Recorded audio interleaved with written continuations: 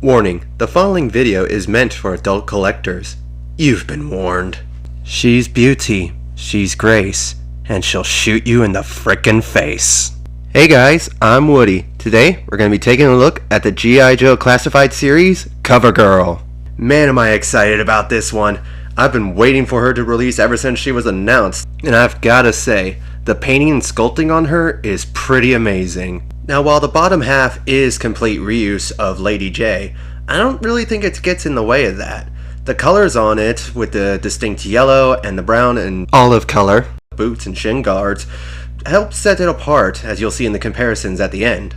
Starting with the head, I honestly think this is one of the best heads that the G.I. Joe series has put out so far.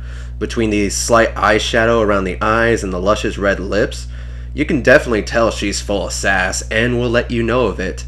The brown hair is done very well with nice molded sculpt lines, though I think it could have used a little bit of dry brushing, but it's not a deal breaker. Her jacket is sculpted in a soft, rubbery brown plastic, but it looks really good.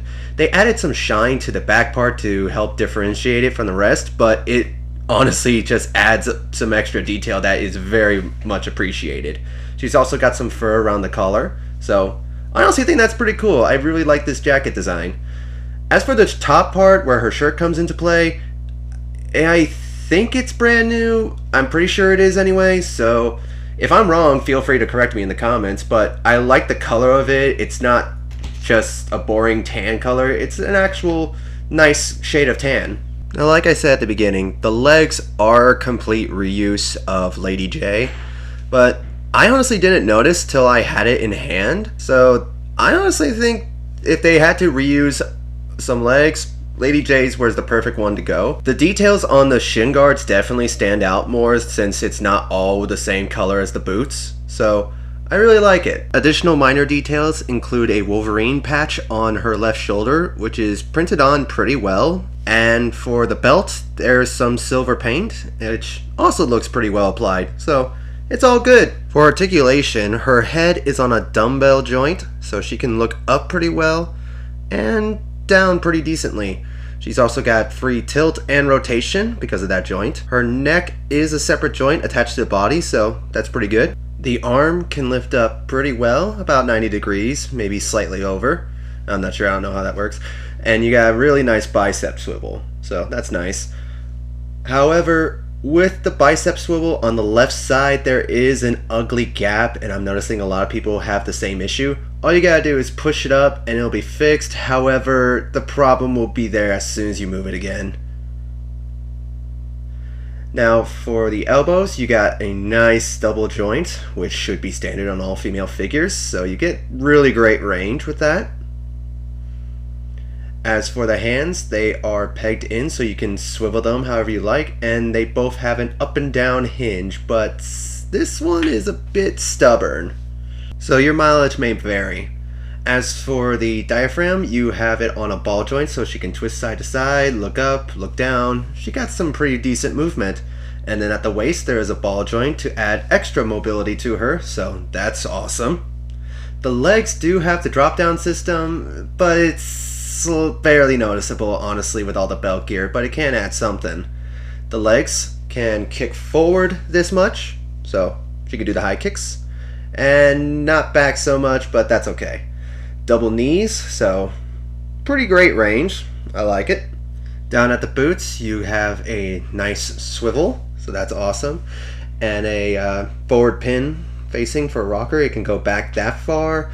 Forward, not so much, but you do get some awesome ankle tiltage on both sides, so there is some great posability to this.